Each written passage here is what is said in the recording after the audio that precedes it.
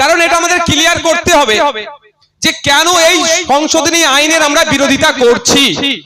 ব্যাপারটা এমন একটা হয়ে যাচ্ছে যে মোদি যখন বিল পাস করিয়েছে, আমি মুসলমান, আমি ভাবছি আমার বিরুদ্ধে, আর আমার কিছু সংখ্যক হিন্দু ভাই ভাবছে মুসলমানদের তাহলে মনে হয় সত্যি টাইট করা হচ্ছে। হ্যাঁ, অবশ্যই মুসলমানদের টাইট করতে গিয়ে সংবিধানের 14 নম্বর আর্টিকেল, 15 নম্বর, 25, 26, 29, 300 কর মতো আর্টিকেল গুলোর উপরে ডাইরেক্ট আঘাত করছে। তাই আমরা একদিকে যেমন ধর্মীয় ভাবে ধর্মীয় পরিচয় আছে, সাথে সাথে আমরা সংবিধান প্রেমী মানুষ, বিজেপি নিয়ে আসা যে আইনের সংবিধানের উপরে আঘাত দিচ্ছে সেই আইনকে প্রত্যাহার করাতে আমরা বাধ্য করব। আমরা একদিকে মাঠে ময়দানে আন্দোলন করব, সভা সমিতি তৈরি করব, জনগণের মধ্যে সচেতনতা তৈরি করে এই আইনকে প্রত্যাহার করতে বাধ্য করব। অপরদিকে বিদেশের সর্বোচ্চ বিচার ব্যবস্থার কাছে আমরা আর্জি জানাবো, আমরা সুপ্রিম কোর্টে মামলা করব। এই নওশাদ সিদ্দিকী ফ্রমের অনেক সদস্য অলরেডি সুপ্রিম কোর্টে মামলা করেছে, আমাদের মামলা চলছে। একদিকে যেমন আইনি লড়াই চলবে, অপরদিকে এই কলকাতাতে, এই ভাঙড়ে, এই ফুরফুরা শরীফে, এই বসিরহাটে, এই শমশেরগঞ্জে, এই ফারাক্কাতে, পশ্চিম বাংলার অলিতে গলিতে গণতান্ত্রিক প্রক্রিয়াতে ধর্মনিরপেক্ষ চরিত্র বজায় রেখে আন্দোলন চলবে। কারো ক্ষমতা নাই এই আমাদের আন্দোলনকে আটকাতে পারে। অনেকে অনেক কথা বলতে পারে, তবে বন্ধুগণ আমি একটা কথা বলবো, কিছু আগে দিতে হবে, তারপরে ফল পাবে পাই। গাছে উঠবো না রাঙা পাখি নেবে, এটা হয় না। গাছে যেই উঠবে তারই ভাগ্যে রাঙামাঙি থাকবে, সেই পাবে। আমরা যখন 20 তারিখে রাস্তায় নেমেছিলাম, হয়তো অনেকে আমরা বুঝতে পারছিলাম ক্যালকাটা পুলিশ আমাদের সাথে অসহযোগিতা করছে, এখানে আমাদের লোক পাঠিয়েছিলাম, সিভিল ড্রেসে প্রচুর পুলিশকে রেখেছে, হয়তো আমাদের উপরে আক্রমণ হতে পারে। কিন্তু আমরা নেতৃত্বরা, একদিকে ইমতিয়াজ ভাই, কামরুজ্জামান ভাই, হাকিকুল ভাই, তৌহিদ ভাই, আমাদের মাহিদারা, আরো যে সমস্ত নেতৃত্বরা আছে, সরওয়ার ভাইরা, বিশ্বজিৎ মালিক, বিশ্বজিৎ মাইতি, তাপস ব্যানার্জি, লক্ষ্মীকান্ত হাসদা, পৃথ্বীরাজ বিশ্বাসরা একবারের জন্য ভয় খায়নি, রাস্তায় নেমেছে। ধন্য মঞ্চ আসতে চেয়েছিল, রাস্তায় পুলিশ আটকেছে, আমাদেরকে 24 ঘন্টা জেলের মধ্যে রেখেছে। কারোর সাথে দুর্ব্যবহার হয়েছে, আপনারা জানেন আমার উপরে কিভাবে হামলাও চালিয়েছে। কিন্তু আমার বলার বক্তব্য, ওই দিন যদি না আমরা রাস্তায় নামতাম, আজকের এই দিনটাকে আমরা পেতাম না।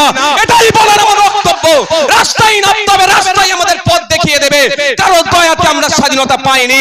190 বছর ব্রিটিশদের বিরুদ্ধে বিনয় বাদল দীনেশ, আশফাক উল্লাহ, বিরসা মুন্ডা, ক্ষুদিরাম, ফুরফুরার বীরা ওয়াক্কার থেকে শুরু করে মাতঙ্গিনী হাজিরা, শহীদ ক্ষুদিরাম বোস থেকে শুরু করে, গান্ধীবুড়ি থেকে শুরু করে, একে একে নেতাজি থেকে শুরু করে লাখো লাখো স্বাধীনতা সংগ্রামীরা রাস্তায় নেমেছিল বলে, আজকে ব্রিটিশদের বিরুদ্ধে লড়াই করেছিল বলে আমরা স্বাধীন দেশ পেয়েছি।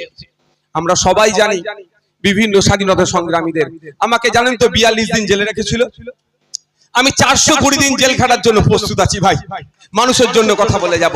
জেলে যখন ছিলাম আমি আমার দেশের বীর বাঙালি, বাংলা নিয়ে তো এখন অনেকের অসুবিধা হচ্ছে, কিন্তু এক বাঙালি স্বাধীনতা সংগ্রামীর নাম বলছি, শহীদ গোপীনাথ সাহা, যিনি 20 বছর বয়সের গন্ডি পার করেনি। ভাবতে পেরেছেন? আমাদের বয়স তো 32 বছর, আমার থেকেও 12 বছরের ছোট। এই বলে না একটু বাচ্চা ছেলে অনেক কাজ করছে। আরে আমার পূর্বপুরুষদের স্বাধীনতা সংগ্রামের ইতিহাস দেখুন। কয়েকদিন আগে দেখছিলাম অসমের মুখ্যমন্ত্রী আমাদের মাহমুদ মাদানী সাহেব সম্পর্কে অবাঞ্ছিত মন্তব্য করেছে। আমি এখানে আইবিডিআইবির মাধ্যমে সেন্ট্রালের কাছে খবর পৌঁছাতে চাই যে মাহমুদ মাদানীর পূর্বপুরুষকে দেখুন, যেই সময় ব্রিটিশ পিরিয়ড ছিল, এই মাহমুদ মাদানীর পূর্বপুরুষ হোসেন আহমদ মাদানী সাহেব ব্রিটিশদের সরকারে চাকরি করাকে হারাম ঘোষণা করেছিল। সেই সময় এই ব্রিটিশদের পাচার ছিল এরা। এরা আমাদেরকে ভয় দেখাবে। মাত্র 20 বছরের বয়সের নিচে দেশের জন্য, ব্রিটিশ মুক্ত হওয়ার জন্য জীবন উৎসর্গ করেছে, ফাঁসির কাটে চলেছিল শহীদ গোপীনাথ সাহা। কোন গুজরাটিকে এত অল্প বয়সে দেশের জন্য স্বাধীন হয়েছে, জীবন দিয়েছে। বা এখন বিজেপি তার মাদার অর্গানাইজেশন আরএসএস এর এই ধরনের কোন ইতিহাস দেখাতে পারবেন না। সুতরাং বন্ধুগণ, আমরা বলার বক্তব্য, 20 তারিখে নেমেছিলাম বলে আজকে এটা আমরা এত শান্তির সাথে করতে পারছি। 20 তারিখে আমরা 26 জন 96 জন গিয়েছিলাম। 96 জন বিভিন্ন সংগঠন, রাজনৈতিক সামাজিক সংগঠন মিলিয়ে। তো 96 জনের 24 ঘন্টা জেলের কাটানোর ফলস্বরূপ আমরা এখানে হাজার হাজার মানুষ নিশ্চিন্তে নির্বিঘ্নে বিগত 2 দিন থেকে আজ 6টা পর্যন্ত প্রতিবাদ ধর্ণা চালিয়ে যেতে পারছি। 96 জনের তো আত্মত্যাগ ছিল। তো কোনো ভালো জিনিস সংগঠিত হতে গেলে ভাই কিছু ভাই আত্মত্যাগ করতে হবে। নওশাদ থেকে ঘুষি মেরেছে, পরের দিনে আসবো না এই করলে আর, তাহলে ওই ঘরে বসে মিডিয়ার সামনে গল্প হবে, এর বাইরে আর কিচ্ছু হবে না। যেভাবে হয়ে যাচ্ছে রাস্তায় নামতে হবে, রাস্তায় পথ দেখাবে। তাই বন্ধুগণ, আমি যে বিষয়ে বক্তব্য দেব 10 মিনিট হলে বলবে, একটু নোট করে দেবেন তোমাকে, যে বিষয়ে দেবো কেন এই সংশোধনী আইন আমরা বাতিল করতে বলছি। এই আইনে বলো মোদিজি বলছেন মুসলমানদের উপকার করবে। আমার আগের একটা বক্তা বলেছিলেন কিভাবে মুসলমানদের ক্ষতি করছে, অ্যাডভোকেট একজন বললেন না, যেই বলেছে মোদিজি মুসলমানদের উপকার করবে, আই এম তো অবাক। একটা ডায়লগ আছে না, আই এম অবাক। তো আমি ওই ডায়লগটা দিচ্ছি ভাই। তো আমি মোদিজি মুসলমানের উপকার করবে, যে মোদিজি গরিব হিন্দুদের উপকার করে না, যে মোদিজি দলিতদের উপকার করে না, যে মোদিজি আদিবাসীদের উপকার করে না, যে মোদিজি শুধুমাত্র শিল্পপতিদের স্বার্থ ছাড়া এক পা চলে না, সেই মোদিজি নাকি আবার মুসলমানের উপকার করবে। যেই মোদিজি দলের লোকেরা সকাল সন্ধ্যা মুসলমানদেরকে গালি দিচ্ছে, সেকেন্ড ক্লাস সিটিজেনশিপ বানানোর চক্রান্ত চলছে, সেই মোদিজি নাকি ভালো করবে। ওই জন্য একটু আমি পড়াশোনা করতে লাগলাম এই আইনটাকে নিয়ে, বিলটাকে নিয়ে। এমনি ভাই আমি খুব গোতো ছেলে, আমি খুব প্রচন্ড কুড়ে ছেলে, বাড়ির ছোট ছেলে তো একটু কুড়ে ভাই, তারপরে কষ্ট করে পড়াশোনা করতে হলো। এই আমাদের মাহিদা তৌহিদ ভাই, বিশেষ কাজ তৌহিদ ভাই, আমরা একসাথে গ্রুপ করলাম, গ্রুপে স্টাডি করতে লাগলাম যে কি কি ভুল আছে দেখি।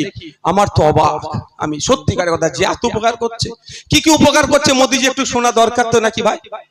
এই মোদিজি যে উপকার করছে, আগামী দিনে হিন্দু মুসলিম জৈন খ্রিস্টানের যে আমাদের ভ্রাতৃত্ব সেটা নষ্ট করার চেষ্টা করছে। এখানে বলা হচ্ছে প্র্যাকটিসিং ইসলাম লাস্ট 5 বছর হলে আপনি ওয়াফ করতে পারবেন। ইটস মিন নন মুসলিম ভাইরা কেউ ওয়াফ কার করতে পারবে না। কিন্তু ভারতবর্ষের ইতিহাস, বিভিন্ন ধর্মের বর্ণের জাতের মানুষ এই ভারতবর্ষে বসবাস করছে। শ্মশানের জায়গার অভাব হয়েছে, মুসলিম ভাই এগিয়ে গেছে, শ্মশানের জায়গা ব্যবস্থা করে দিয়েছে। কবরস্থানের জায়গার অভাব, হিন্দু ভাই এগিয়ে এসেছে, কবরস্থানের জায়গা দিয়েছে, ওয়াকফ করে দিয়েছে। মন্দিরের জায়গার অভাব, মুসলমান এগিয়ে গেছে, মন্দির করতে জায়গা দিয়ে দিয়েছে। মসজিদের জায়গার অভাব, জৈন ভাই এগিয়ে এসেছে, মুসলমানকে জায়গা দিয়েছে, মসজিদ করো। এটা আমাদের ইতিহাস তো নাকি, এটা তো আমাদের ঐতিহ্য। এটাকে নষ্ট করার এক প্রথম ধাপ হচ্ছে এটা, যে কোন মুসলিম ছাড়া অফ করতে পারবে না। তবে কোন মুসলিম হবে, লাস্ট 5 বছর প্র্যাকটিসিং ইসলাম হতে থাকতে হবে, না হলে পারবে না। এবার আপনারা বলুন যে প্র্যাকটিসিং ইসলামের ডেফিনিশনটা একবারের জন্য বলে দেয়নি, কি সংজ্ঞা হবে, শুধুমাত্র বলেছে প্র্যাকটিসিং ইসলামের বাইরে নয়। এবার বলুন প্র্যাকটিসিং ইসলাম কার? এত বড় যে জুব্বা পরবে সে, যার দাড়ি এত বড় হবে, এরকম কিছু বলা নেই। যে 5 ওয়াক্ত নয় 6 ওয়াক্ত তাহাজ্জুদের নামাজ পড়বে, সে প্র্যাকটিসিং ইসলামের মধ্যে থাকবে। এবার বলুন কোন লোক যে অফ করতে গেল, অফ করতে যেতেই পারে তো ভাই, তাকে যদি অফিসার বলে, তুমি দেখলো মুখটা দেখে বললো কই তোর, তুমি তো নামাজ পড়োনি। ইমাম সাহেবও যদি যায়, ইমাম সাহেবও যদি যায়, যদি বলে ভাই তুমি তো নামাজ পড়োনি ঠিকঠাক, কেন? তোমার কপালে দাগ নাই। আচ্ছা সব নামাজির ভাই কপালে দাগ আছে, তাহলে কি করে বুঝবে নামাজ পড়েছে কি পড়েনি? বলে বাড়ি যাও, বাড়ি যাও, আগে ভালো করে নামাজ পড়ে আসো, তারপরে তুমি কি করবে, অফ করবে। সেই ইমাম সাহেব রাগের বাড়িতে গেল, আমাদের কথা বাদ দেন, আমি ইমাম সাহেবের কথা বলছি। 2,500 টাকা মাইনে দিতে তাকে আমরা একদম তার জান খেয়ে ফেলবো ভাব করি। গজব আমাদের উপরে এমনি আসছে, আমাদের ভুলের জন্যই আসছে। যাক, ইমাম সাহেবের নামাজকে শরীর খারাপ হলো, নামাজ পড়াতে হবে, 2,500 টাকা দিয়েছি তাকে আমি, বাবা। তো ইমাম সাহেব বাড়িতে গেল, রাগে কপালে কিছু দিয়ে দাগ টাগ করে, কপালে দাগ করে আবার পরের সপ্তাহে এসেছে, আমার কপালে দাগ, আমি নিয়মিত নামাজ পড়ি, তো আমি দান করব। যদি অফিসার বলে এবারে 29টা রোজা গেল, আপনি 4টে ছেড়ে দিয়েছেন, 25টা রেখেছেন, ঠিকঠাক মুসলমান আপনি নয়, আবার 5 বছর পরে রোজা রেখে আসবেন, কিছু করতে পারবেন? পৃথিবীতে কোনো মেশিন আছে আমার গায়ে লাগিয়ে বলতে পারবে রোজা রেখেছি কি রাখিনি, কটা রোজা রেখেছিল বলতে পারবে? তাহলে আমি যে অফ নতুন ভাবে করতে যাব, তাহলে আমার সাথে বৈষম্য হচ্ছে। সংবিধানের 15 নম্বর আর্টিকেল কি বলছে? এটা শুধু মুসলমানদের উপর আঘাত দেওয়া হচ্ছে না, জাত ধর্ম বর্ণ লিঙ্গ ইভেন জন্মস্থানের পার্থক্য নিয়ে কারো সাথে বৈষম্য করা যাবে না। হিন্দু এন্ডোমেন্ট অ্যাক্ট, আমার হিন্দু ভাইদের মন্দির ধর্মস্থানের সম্পত্তি রক্ষা রাখতে ঠিকঠাক দেখভালের জন্য হিন্দু এন্ডোমেন্ট অ্যাক্ট আছে। সেই অ্যাক্টে কি বলা আছে? 5 বছরের জন্য হিন্দু হতে হবে, তারপরে তুমি সম্পত্তি দিতে পারবে। খ্রিস্টান ভাইদের গির্জার সম্পত্তি রক্ষণাবেক্ষণের জন্য আইন আছে দেশে। তো ওই আইনের মধ্যে কি বলা আছে যে 5 বছর ধরে আপনাকে প্র্যাকটিসিং খ্রিস্টান হতে হবে, তারপরে আপনি সম্পত্তি দান করবেন। পার্সি ভাইদের সম্পত্তির ধর্মীয় সম্পত্তি রক্ষণাবেক্ষণের জন্য আইন আছে, সেই আইনের মধ্যে কোনো জায়গায় বলা নাই। শিখ ভাইদের গুরুদুয়ারার সম্পত্তি রক্ষণাবেক্ষণের জন্য কিভাবে চলবে, কমিটিতে কারা থাকবে, আইন আছে। সে আইনও কোনো জায়গায় বলা নাই যে আপনাকে 5 বছর ধরে শিখ হতে হবে, তারপরে আপনি দান করতে পারবেন। যদি কোনো ধর্মের জন্য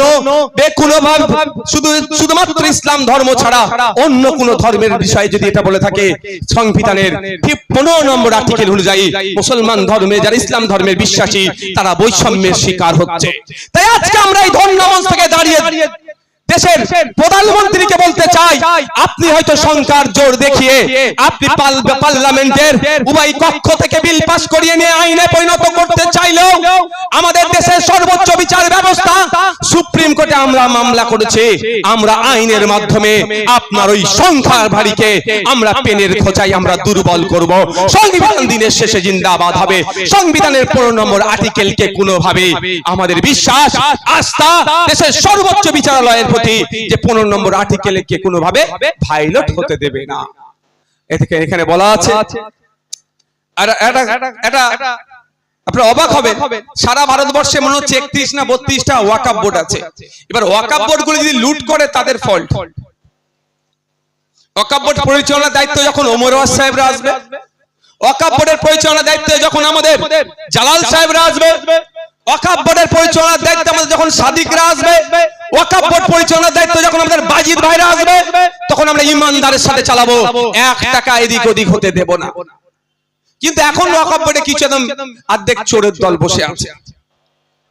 তো ওয়াকফ বোর্ডের ওয়াকফে আওলাদ যে সম্পত্তিগুলো আছে তার প্রতি বছরে রেভিনিউ এসে হিসাবে 7% ওয়াকফ বোর্ডে জমা হয়।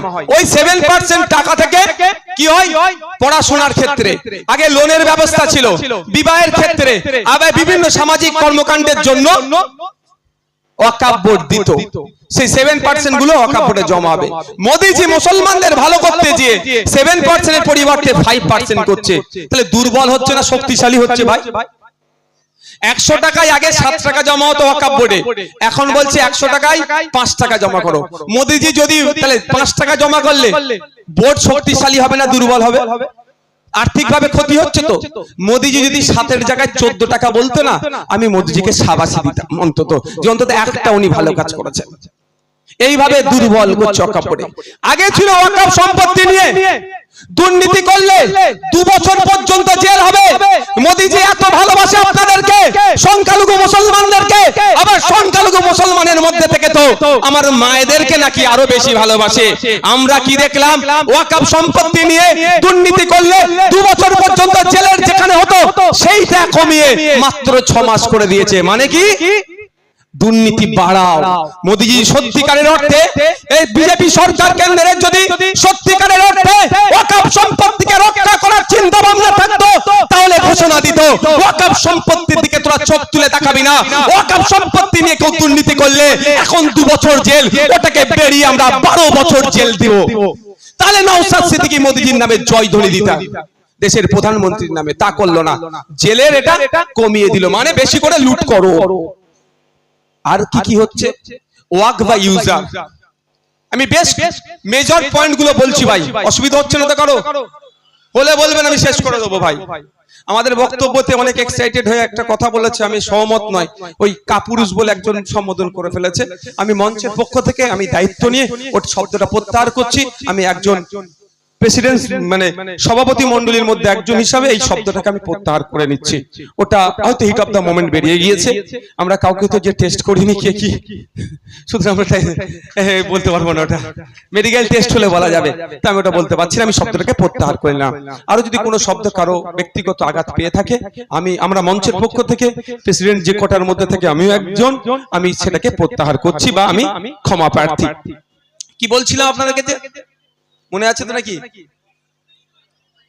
ওয়াক বাই ইউজার, সহজে যদি কি বলি, মৌখিক দান। আপনার আমার পূর্বপুরুষেরা আমাদের কিছু সম্পত্তি মৌখিক দান করে গিয়েছে। কেমন ভাবে? আপনার পাড়ায় একটা কবরস্থান আছে, এখন 200 বছর পুরাতন কবরস্থান ছিল না, কোথায় ছিল? 10টা গ্রাম পরে শীত গ্রীষ্ম বর্ষাতে লাশ নিয়ে গিয়ে ওখানে দাফন করতে হতো। আপনার দাদুদেরকে আমার অনেকের দাদুরা ডেকেছে যে তোরা 10টা গ্রাম পরে যে কবর দিস, শীত গ্রীষ্ম বর্ষাতে অসুবিধা হয়, এলে আমার ওই বাঁশবাগানের ওই ধারে নদীর গাবাতে যেখানে হোক না কেন, আমার 3 বিঘে জমি কি 2 বিঘে জমি আছে, আজ থেকে আল্লাহর রস্তে গ্রামের মানুষকে দিয়ে দিলাম, তোরা এখানে কবর দিবি। এইভাবে তো চলে আসছে ভাই। একইভাবে মসজিদ, আপনাদের বলে রাখি, আমি কদিন আগে হরিপালে একটা ওয়াকফ সম্পত্তি নিয়ে ঝামেলাতে গিয়েছিলাম, আপনারা জানেন তো?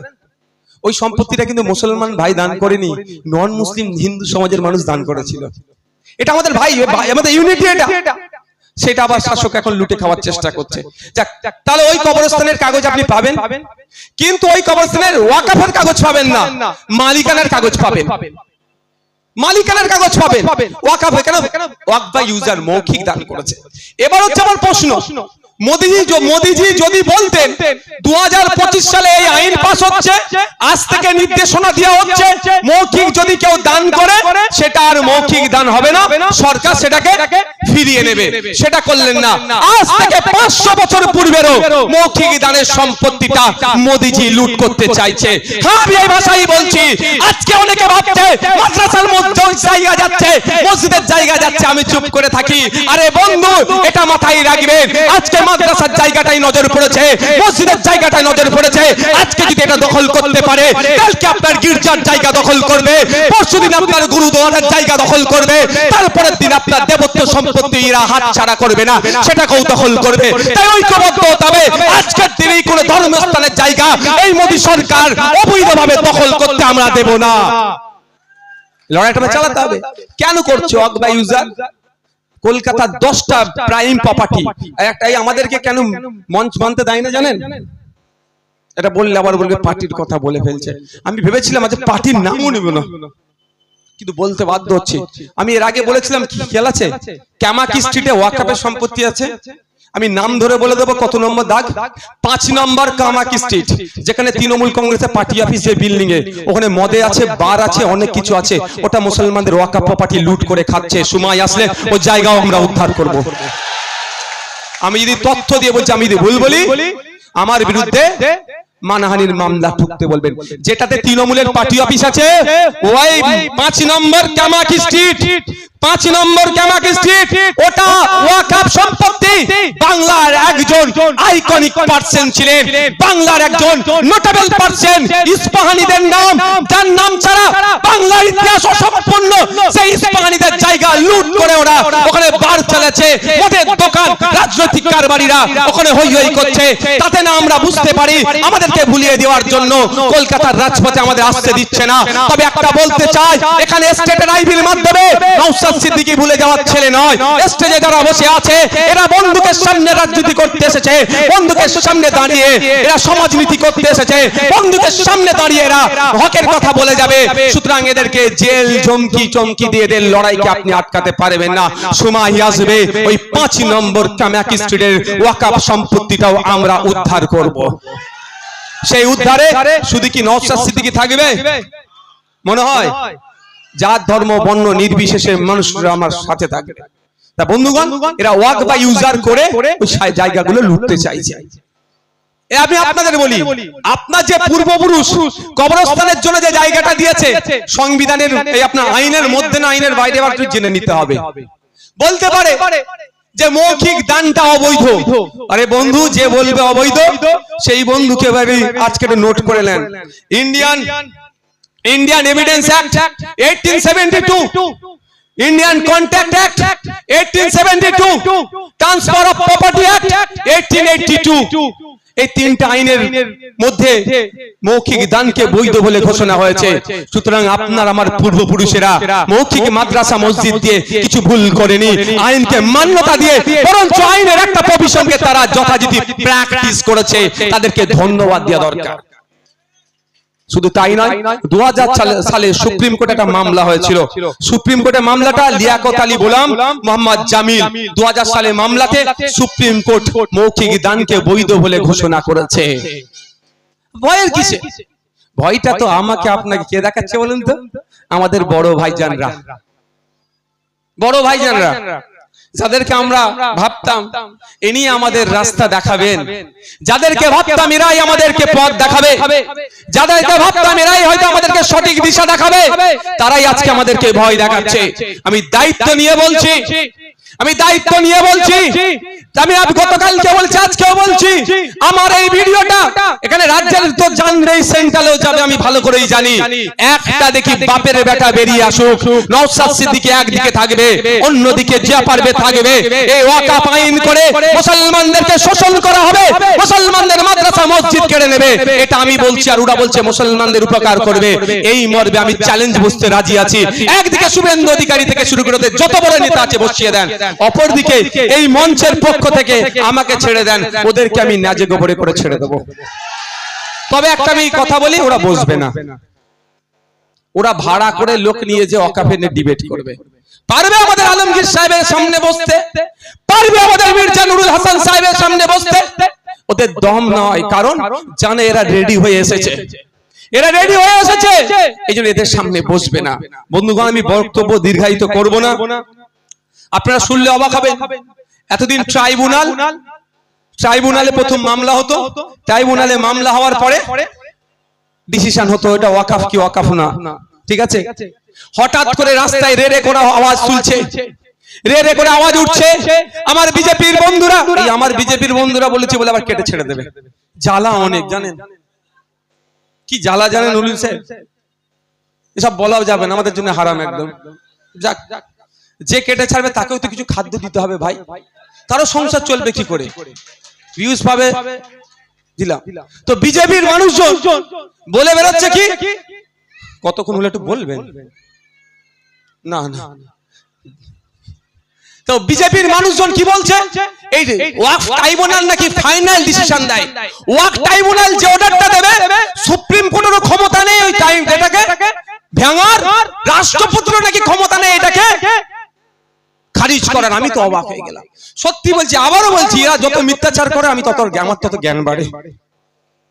আমি তো রাজনীতির ফিল্ডে ছিলাম না, ওই পড়াশোনা করতাম আর একটু খেলাধুলা করতাম, পরে আমার বড় ভাইজান একটা সংগঠন বানিয়েছে, ওর সামাজিক কাজ দেখতাম না, আমি জলসায় যেতাম না, এত মানুষের সাথে সেইভাবে মিশতাম, সামাজিক প্ল্যাটফর্ম যারা ছিল পরিচিত একটু ছিল, তো আমি অবাক, তো এই ধরনের আমার বিশ্বাস হয়নি।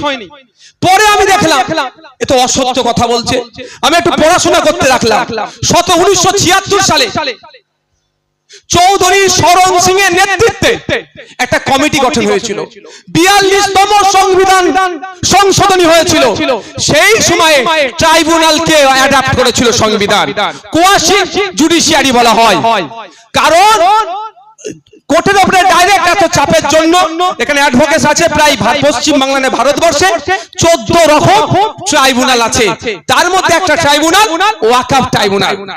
এবার ওয়াকফ ট্রাইব্যুনাল আপনি গেলেন, আপনি বলছেন আপনার, আমি বলছি আমার, আবার ওয়াকফ বোর্ড বলছে আমার, একটা তো ডিসিশন হবে।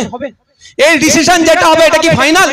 বিজেপি বলছে এটা ফাইনাল, সুপ্রিম কোর্টে গেলেও নাকি এটা খারিজ হবে না। কিন্তু আমি সংবিধানের 226 কে দেখুন, আর্টিকেল 226 এ বলা হচ্ছে ট্রাইব্যুনালে যদি আপনি মনে হয় আপনার অর্ডারটা মনোপুত হলো না, সিঙ্গেল বেঞ্চে যান হাইকোর্টে, সিঙ্গেল বেঞ্চের অর্ডার যদি না মনোপুত হয় ডিভিশন বেঞ্চে যান, ডিভিশন বেঞ্চের অর্ডারটা যদি না মনোপুত হয় আপনার প্রভিশন আছে, আপনি you can go supreme court. কিন্তু এই মিথ্যাবাদী দলেরা, জ্যোতিবাবুর ভাষায় এই বড় বড় দলেরা মিথ্যাচার করছে। কেমন? যে তোমার মন্দিরের সামনে যদি ওয়াকফ বোর্ড বলে এটা মন্দিরের, তো ওয়াকফ বোর্ডের হয়ে যাবে। তোমার বাড়ির সামনে যদি ওয়াকফ বোর্ড বলে এটা ওয়াকফের, তো তোমার হয়ে যাবে। এই ধর্মতলা এখানে দাঁড়িয়ে যদি আমি বলি এটা ওয়াকফের, এটা নাকি ওয়াকফের হয়ে যাবে। আবার মিথ্যাচার করছে আমার পশ্চিম বাংলার তৃণমূলের বন্ধুর, আমাদের এমপি ভাই, আমাদের এমপি শ্রীরামপুরের 10-20 জন নাকি এক জায়গায় নামাজ পড়লে সেটা ওয়াকফের হয়ে যাবে। এখানে মুফতি সাহেবরা তো আছেন, এই তো আছেন আমাদের মুফতি সাহেব, অনেক মুফতি সাহেব আছেন, ইসলামিক স্কলাররা আছেন। এরকম কোন প্রভিশন আছে ইসলামে? এই ধরনের প্রভিশন নাই। কিন্তু তৃণমূলের বন্ধু আগুনে ঘি ঢালছে, এটা বুঝতে হবে আমাদের। এই বিষয়টা নিয়ে বিধানসভার মধ্যে ডিবেট হয়েছিল। মমতা ব্যানার্জি কত সূক্ষ্ম চাতুর মানে আপনাদের চালাকি করেছে দেখুন। যখন আইন ছিল, আইন হয়নি, যখন বিল তখন বিধানসভায় রেজুলেশন পাস করেছে। এখন আইন হয়ে গেছে, এখন আর রেজুলেশন পাস করছে না। তো ডিবেটে ওই বিষয়টা তুলেছিল, আমি সেটাকে খণ্ডন করেছিলাম। বন্ধুগণ, আমাদের ওয়াকফ ট্রাইব্যুনালে আপনি অবাক হবেন আপনারা, 14টা যে ট্রাইব্যুনাল আছে, 13টি ট্রাইব্যুনালের নিজস্ব কিছু আইন কানুন আছে। একমাত্র ওয়াকফ ট্রাইব্যুনাল নিজে, এই আমাদের বসু বাবু, বসু, হ্যাঁ বাবু উপরে আসেন, উপরে আসেন, উপরে আসেন, টাইম নষ্ট করবেন না আমার, আপনি চলে আসেন উপরে। তো ওয়াকফ ট্রাইব্যুনালের নিজস্ব কোনো কোড নাই। সিভিল প্রসিডিওর যেভাবে চলে, সেম সিভিল প্রসিডিওরকে ওয়াকফ ট্রাইব্যুনাল অ্যাডাপ্ট করেছে। কিন্তু মিথ্যাচার হচ্ছে। এই মিথ্যাচারের কোনো আপনারা ভীতস্ত হবেন না। একটা শেষ কথা বলে আমি সমাপ্ত করব। বলছে নাকি যেখানে দাঁড়াবে সেখানেই ওয়াকফের হয়ে যাবে। এই মুহূর্তে পশ্চিম বাংলায় ওয়াকফ প্রপার্টি কত জানেন? সুদর্শন বসু মহাশয়কে একটু বসতে দিন না। সুদর্শন বাবু আসুন। ওয়াকফ পশ্চিমবঙ্গ 1,43,360 একর। আমি আমার নানি দাদির গল্প শোনাচ্ছি না, যদি আমার নানি দাদির গল্প শোনালেও কাজ হবে, আমি শোনাচ্ছি না। এখানে আমি ওয়েস্ট বেঙ্গলের ওয়াকফ বোর্ডের দেওয়া তথ্য অনুযায়ী বলছি, পশ্চিম বাংলায় 1,43,360 একর সম্পত্তি হচ্ছে ওয়াকফের। তারপরেই আমাদের প্রশ্ন ছিল, এই মঞ্চের একজন গুরুত্বপূর্ণ সদস্য মাস্টার তৌহিদ আহমেদ খানের আরটিআই, আমার কাছে তার কপি আছে, আমাদের তৌহিদ দা আরটিআই করেছিল। তারপরের কোশ্চেন ছিল যে কত একর সম্পত্তি, 3 নম্বর কোশ্চেনে, যে বেহাত হয়ে আছে।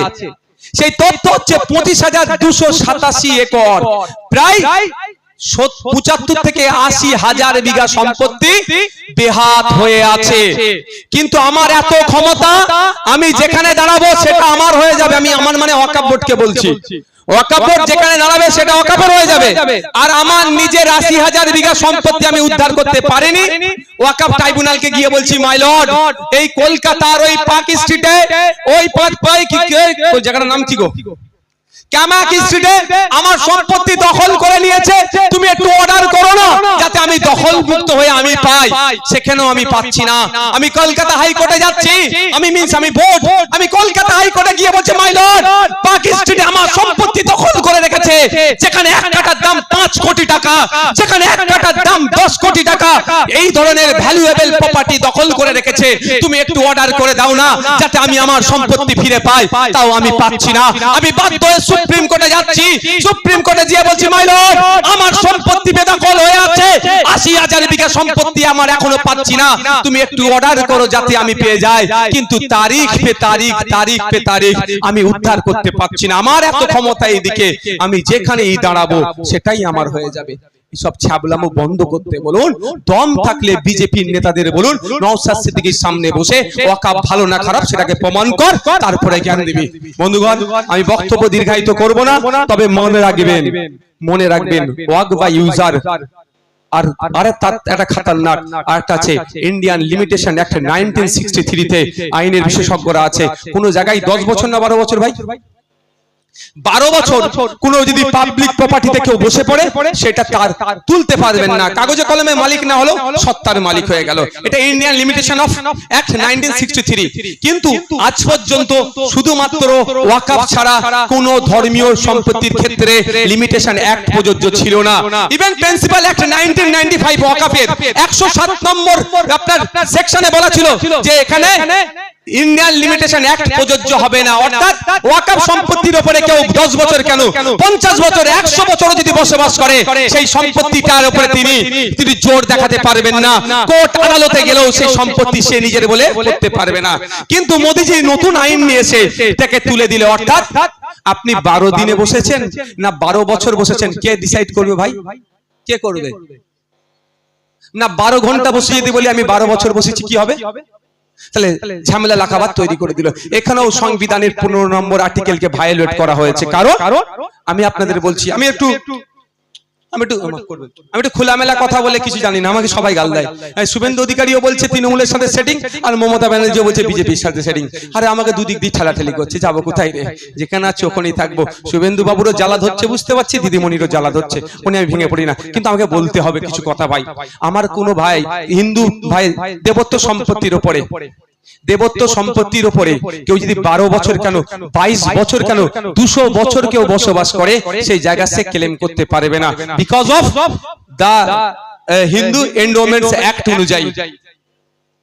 শিখ ভাইদের গুরুদুয়ারা সম্পত্তিতে কেউ যদি বসবাস করে 12 বছর কেন 2200 বছর বসবাস করলে এখন পর্যন্ত যে আইন আছে জীবনে সে ও দাবি ডিমান্ড করতে পারবে না, কারণ আইন আছে। ঠিক একই ভাবে এতদিন ওয়াকফে ছিল, এটা তুলে দিয়েছে, কি ক্ষতিটা হবে? আমি একটা উদাহরণ দিয়ে শেষ করব। আপনারা জানেন পীর গোরাচাঁদ আব্বাসী রহমতুল্লাহ আলাইহির মাজার আছে কোথায় বলো না গো? হাড়োয়াতে আছে না?